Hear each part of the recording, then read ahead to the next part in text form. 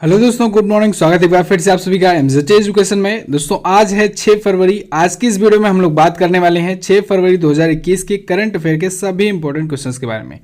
पूरी वीडियो ध्यान से देखिएगा, पूरी वीडियो डिटेल में समझाई गई है। अगर वीडियो पसंद आए तो वीडियो को लाइक और शेयर जरूर कर दीजिएगा।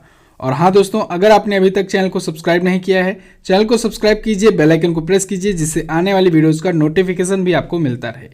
इस वीडियो की पीडीएफ फाइल और क्विज मिल जाएगी आपको हमारे एप्लीकेशन पर।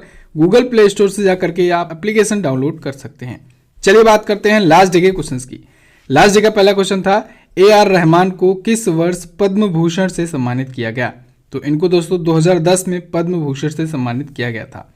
मिस्र की राजधानी है कायरो या काहिरा। ओके, इन दोनों क्वेश्चंस के बारे में काफी लोगों ने बहुत ही अच्छे से डिटेल में आंसर किया था। अच्छा, कल जीएसटी के एक्सप्लेनेशन में एक छोटी सी भूल हुई थी, आप लोग उसको सुधार कर लीजिएगा। मैंने आपको बताया था जीएसटी लागू करने वाला भारत 61वां देश बना है, जबकि भारत बना है 161वां देश। ठीक है, गलती से 161वां की जगह पर 61वां देश मैंने बोल दिया था, उसको करेक्ट कर लीजिए। चलिए बात करते हैं आज के दिन के पहले क्वेश्चन की। आज का हमारा पहला क्वेश्चन है EIU द्वारा जारी डेमोक्रेसी इंडेक्स 2020 में भारत किस स्थान पर है। तो अभी हाल ही में EIU यानी इकोनॉमिक इंटेलिजेंस यूनिट ने दोस्तों डेमोक्रेसी इंडेक्स 2020 जारी किया है। इसमें भारत इस बार है 53वें स्थान पर। पिछली बार था भारत 51वें स्थान पर, इस बार 53वां स्थान आया है, यानी 2 स्थान की और गिरावट आई है। ओके, इस बार इंडिया को पॉइंट्स मिले हैं 6.61 पॉइंट के साथ भारत है 53वें स्थान पर। टॉप पर कौन है? टॉप पर हैं टॉप 3 कंट्रीज की अगर बात करें तो सबसे पहले है नॉर्वे, सेकंड पर है दोस्तों आइसलैंड और तीसरे स्थान पर है स्वीडन। ओके, अच्छा, सबसे बेहतर डेमोक्रेसी इंडेक्स में कब था भारत, यानी लोकतंत्र सूचकांक में कब था भारत? 2014 में, ये पूछा जा सकता है। अब तक की सबसे अच्छी रैंक भारत की 2014 में थी। कितनी रैंक थी? 27वीं रैंक पर पहुंच गया था भारत। ओके, 2014 में। अच्छा, ये जो डेमोक्रेसी इंडेक्स है इसको 4 कैटेगरीज में कैटेगराइज किया गया है। कौन कौन सी हैं? सबसे पहली कैटेगरी है पूर्ण लोकतंत्र, ठीक है, यानी फुल डेमोक्रेसी, और उसमें टोटल 23 देशों को शामिल किया गया है। दूसरी कैटेगरी है त्रुटिपूर्ण लोकतंत्र, और त्रुटिपूर्ण लोकतंत्र में 52 देशों को शामिल किया गया है। इसके बाद है तीसरी जो कैटेगरी, वो है मिश्रित शासन। मिश्रित शासन में दोस्तों 35 देशों को शामिल किया गया है। और सबसे लास्ट कैटेगरी है सत्तावादी शासन, जिसमें 57 देशों को शामिल किया गया है। तो दोस्तों ये जो टॉप की 23 कंट्रीज आती हैं, ये आती हैं पूर्ण लोकतंत्र की कैटेगरी में। और हमारा भारत, अमेरिका और ब्राज़ील जैसे कई देश आते हैं इस सेकंड कैटेगरी में, जो कि है त्रुटिपूर्ण लोकतंत्र। ओके, चलिए भारत के आसपास के जो देश हैं यानी पड़ोसी देश हैं, उनके बारे में क्या स्थिति है उसको जान लेते हैं। पाकिस्तान की रैंक है 105वीं। श्रीलंका है दोस्तों 68वें स्थान पर, 68 पोजीशन पर। बांग्लादेश है 76वें स्थान पर, और वहीं भूटान है 84वें स्थान पर। ये भारत के कुछ पड़ोसी देश थे।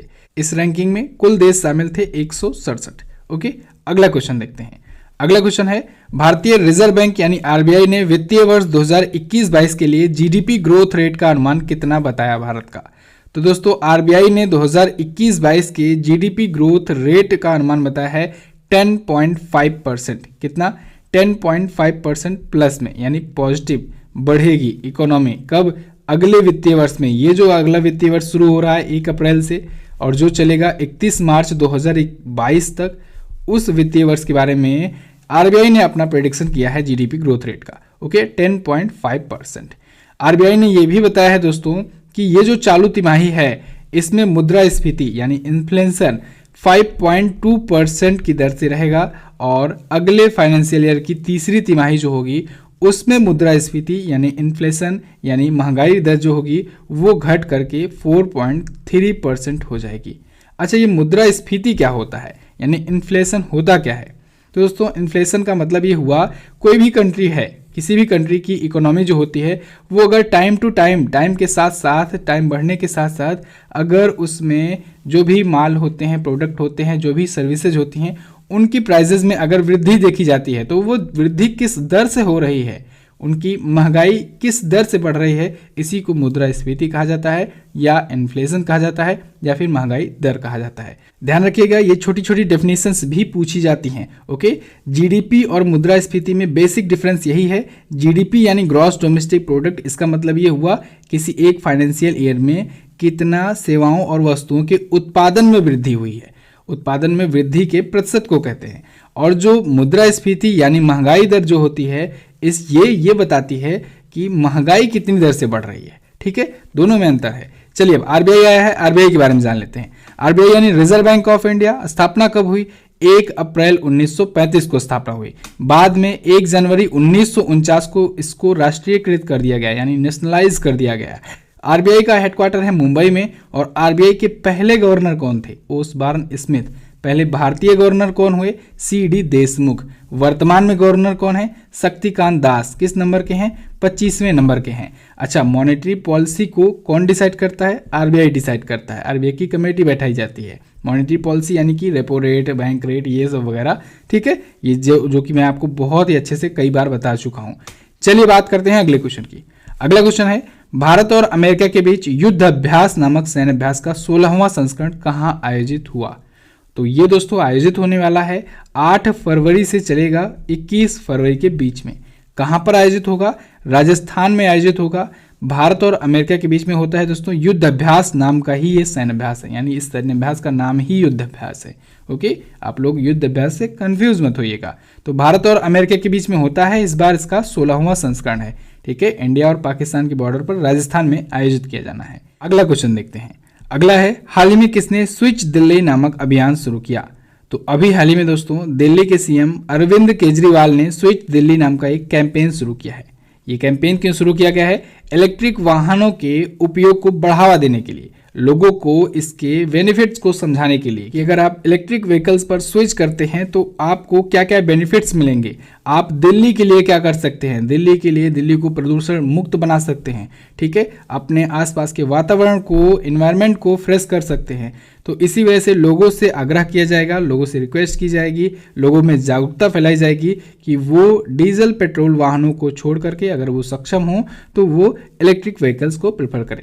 ओके, अरविंद केजरीवाल जो कि दिल्ली के सीएम हैं, इन्होंने इसका उद्घाटन किया इस कैंपेन का।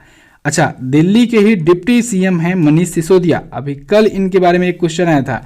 इनको दोस्तों महात्मा पुरस्कार 2020 से सम्मानित किया गया है, ये भी आपको याद रखना चाहिए। अरविंद केजरीवाल आम आदमी पार्टी से हैं, ये लगातार तीसरी बार सीएम बने हैं दिल्ली के। ओके, लगातार तीसरी बार बने हैं। अगला देखते हैं। अगला है, हाल ही में कब श्रीलंका ने अपना 73वां स्वतंत्रता दिवस मनाया? तो श्रीलंका ने दोस्तों 4 फरवरी को अपना 73वां स्वतंत्रता दिवस मनाया है, इंडिपेंडेंस डे मनाया है। श्रीलंका दोस्तों पूरी तरीके से 4 फरवरी 1948 को आजाद हुआ था। ठीक है, श्रीलंका के बारे में जानिए। इसका पुराना नाम दोस्तों सीलोन था, इसे सीलोन के नाम से जाना जाता था। ये पूछा गया है एग्जाम में क्वेश्चन, सीलोन के नाम से श्रीलंका को जाना जाता था। बाद में 1972 को इसका नाम लंका कर दिया गया। क्या कर दिया गया? लंका। फिर 6 साल बाद 1978 में आगे इसके श्री जोड़ दिया गया, तो ये हो गया श्रीलंका। क्लियर? अच्छा, इस बार का ये जो स्वतंत्रता दिवस मनाया गया है, इस स्वतंत्रता दिवस की थीम क्या है?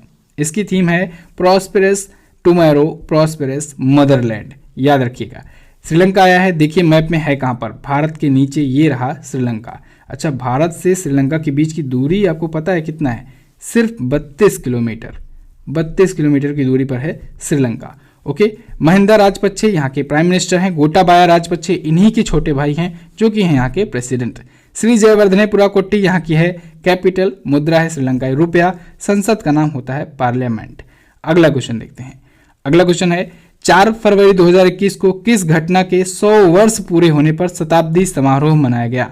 तो दोस्तों अभी हाल ही में 4 फरवरी 2021 को चौरी चौरा कांड का 100 वर्ष पूरा हुआ है और इस अवसर पर शताब्दी समारोह मनाया गया। और इस शताब्दी समारोह का उद्घाटन किया है प्रधानमंत्री नरेंद्र मोदी जी ने वीडियो कॉन्फ्रेंसिंग के थ्रू। ओके, 4 फरवरी 1922 को दोस्तों हुआ था चौरी चौरा कांड। 1922 में इसके 100 साल पूरे हो गए हैं। गोरखपुर उत्तर प्रदेश के चौरी चौरा नामक एक प्लेस पर हुआ था ये कांड। ठीक है, चौरी चौरा कांड के नाम से जो फेमस हुआ। क्या कांड हुआ था दोस्तों? असहयोग आंदोलन आप सभी को पता है, महात्मा गांधी जी द्वारा चलाया गया था, शुरू किया गया था। उसमें पूरे भारत देश के प्रदर्शनकारी शामिल थे।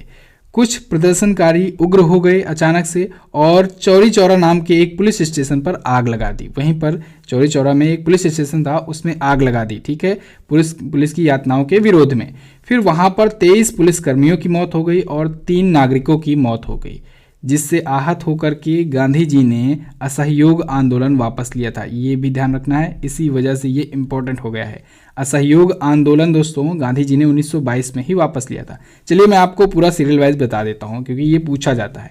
देखिए, कई बार एग्जामिनर क्वेश्चन ऐसे पूछ लेता है कि निम्न में से कौन सी घटना पहले हुई या घटना का सीरियल कौन सा है, इस टाइप के भी क्वेश्चन देखने को मिलते हैं। तो देखिए दोस्तों, सबसे पहले अगर हम लोग बात करें कुछ जो महत्वपूर्ण कांड हुए, उनमें सबसे पहले रोलेक्ट एक्ट था।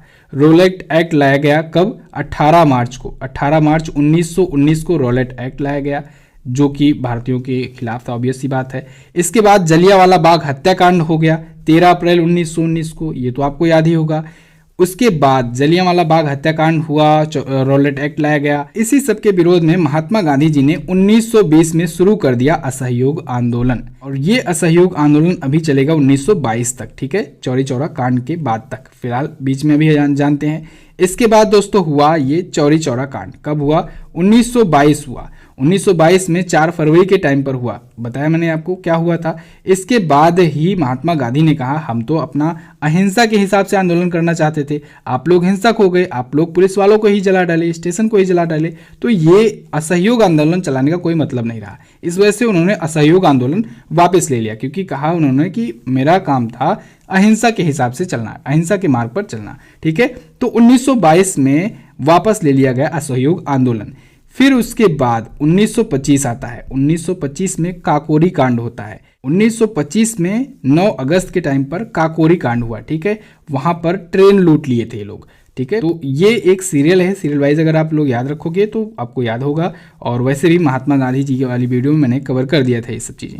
अगला देखते हैं, सीबीआई का अंतरिम निदेशक किसे नियुक्त किया गया है? तो अभी हाल ही में प्रवीण सिन्हा को सीबीआई का अंतरिम निदेशक नियुक्त किया गया। प्रवीण सिन्हा ये आए हैं आर के शुक्ला जी की जगह पर, ऋषि कुमार शुक्ला जी की जगह पर आए हैं प्रवीण सिन्हा। अंतरिम क्या होता है? अंतरिम का मतलब यही हुआ कि अगर कोई पद खाली हो जाता है, जो टॉप पद होता है, शीर्ष पद होता है, अगर वो खाली हो जाता है तो उस संस्था का जो भी एक्सपीरियंस्ड व्यक्ति होता है उसको टेम्प्रोरी वहां पर नियुक्त कर दिया जाता है। कब तक के लिए? जब तक के लिए उस पद पर कोई परमानेंट नियुक्ति ना हो जाए। तो जैसे ही परमानेंट सीबीआई का कोई निदेशक, कोई डायरेक्टर नियुक्त होता है, वैसे ही अपनी जगह पर हट जाएंगे, या फिर हो सकता है, मे बी पॉसिबल ये भी होता है कि इन्हीं को परमानेंट बना दिया जाए। ओके, तो प्रवीण सिन्हा को फिलहाल के लिए अंतरिम निदेशक बनाया गया है सीबीआई का। सीबीआई यानी कि central bureau of investigation, Bharat की सबसे बड़ी जांच एजेंसी है। 1942 में इसकी स्थापना हुई थी, नई दिल्ली में इसका हेडक्वार्टर है। क्लियर? अगला देखते हैं। अगला है, गूगल क्लाउड इंडिया के नए प्रबंध निदेशक कौन नियुक्त हुए? तो अभी हाल ही में विक्रम सिंह बेदी जी को नियुक्त किया गया है दोस्तों, गूगल क्लाउड इंडिया का नया मैनेजिंग डायरेक्टर। किसकी जगह पर आए हैं ये आए हैं करण बाजवा की जगह पर। करण बाजवा का नाम अभी कुछ ही दिन पहले आया था, मैंने आपको बताया था वीडियो में। इनको एशिया पैसिफिक क्लाउड का उपाध्यक्ष नियुक्त किया गया है, करण बाजवा को। तो ये पहले थे गूगल क्लाउड इंडिया के प्रबंध निदेशक यानी मैनेजिंग डायरेक्टर, अब उनकी जगह पर आ गए हैं विक्रम सिंह बेदी। अच्छा चलिए आप लोग बताइए, सुंदर पिचाई आपको बी ऑप्शन में दिख रहे हैं, ये कौन है? वेरी गुड, ये गूगल के सीईओ हैं।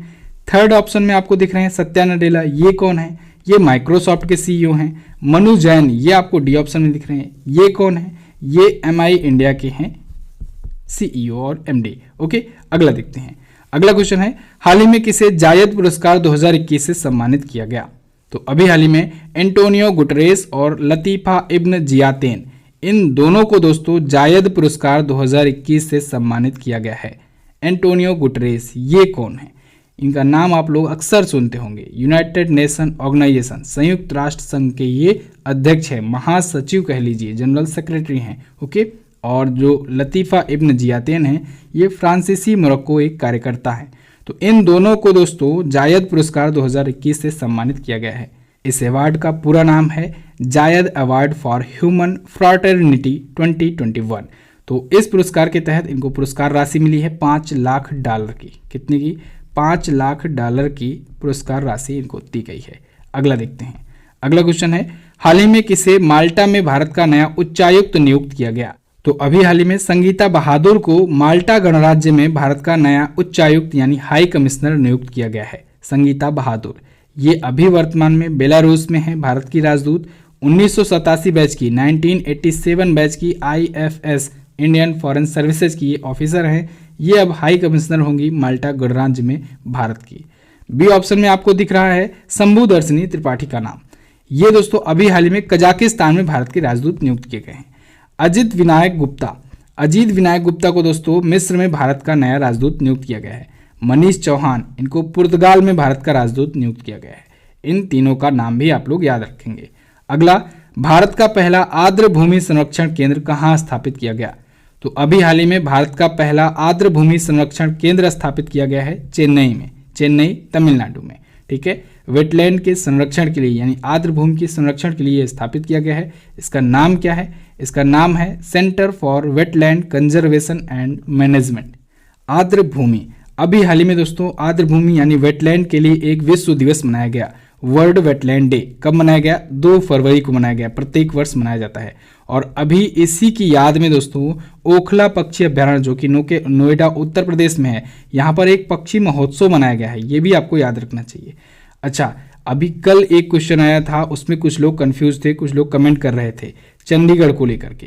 दोस्तों भारत का पहला डॉग पार्क जो है वो स्थापित किया गया है हैदराबाद में ही। उत्तर भारत का अगर पहला डॉग पार्क पूछा जाए तब वो आप बताएंगे चंडीगढ़ में स्थापित किया गया है। ठीक है, उत्तर भारत का पहला डॉग पार्क चंडीगढ़ में स्थापित किया गया है। भारत का पहला डॉग पार्क हैदराबाद में स्थापित किया गया है। अगला क्वेश्चन है, मुस्लिम काउंसिल ऑफ ब्रिटेन यानी MCB की पहली महिला महासचिव कौन बनी? दोस्तों अभी हाल ही में जारा मोहम्मद को बनाया गया है मुस्लिम काउंसिल ऑफ ब्रिटेन यानी MCB की पहली महिला महासचिव, पहली विमेन जनरल सेक्रेटरी दोस्तों ये नियुक्त की गई हैं। ठीक है, नियुक्त क्या, एक्चुअली में वहाँ पर वोटिंग हुई, चुनाव हुआ और वोटिंग में सबसे ज़्यादा वोट इन्होंने हासिल किया है, जारा मोहम्मद ने। ये दोस्तों हैं ग्लासगो की और ये अब नई सेक्रेटरी जनरल हैं मुस्लिम काउंसिल ऑफ ब्रिटेन की। मुस्लिम काउंसिल ऑफ ब्रिटेन जो है दोस्तों ये ब्रिटेन में मुस्लिम वर्ग का सबसे बड़ा ऑर्गेनाइजेशन होता है। ठीक है, ये ग्रेट ब्रिटेन और नॉर्थर्न आयरलैंड में पूरा कवर अप करता है। तो इसकी स्थापना हुई थी 1997 में, 1997 में, और इसकी पहली महिला महासचिव बन गई हैं जारा मोहम्मद। क्लियर? ओके, तो बस दोस्तों आज के दिन के करंट अफेयर के क्वेश्चन से बस इतना ही। आई होप आपको वीडियो पसंद आई होगी। वीडियो अगर पसंद आई है वीडियो को लाइक कर दीजिए, शेयर कर दीजिए अपने दोस्तों के पास, और अगर आपने अभी तक चैनल को सब्सक्राइब नहीं किया है चैनल को सब्सक्राइब कीजिए, बेल आइकन को प्रेस कीजिए जिससे आने वाली वीडियोज का नोटिफिकेशन आपको मिलता रहे। चलिए अब बात करते हैं दोस्तों क्वेश्चन ऑफ द डे की। आज का पहला क्वेश्चन है आपके लिए, निम्न में से कौन सी प्राइवेट स्पेस एजेंसी अमेजन से संबंधित है? अमेजन नदी नहीं, अमेजन कंपनी। ऑक्सफोर्ड डिक्शनरी ने किस शब्द को वर्ष 2019 का वर्ड ऑफ द ईयर चुना? दोनों ही क्वेश्चन है इंपॉर्टेंट, दोनों के बारे में आप काफी कुछ एक्सप्लेन करके लिख सकते हो ऑप्शंस के थ्रू।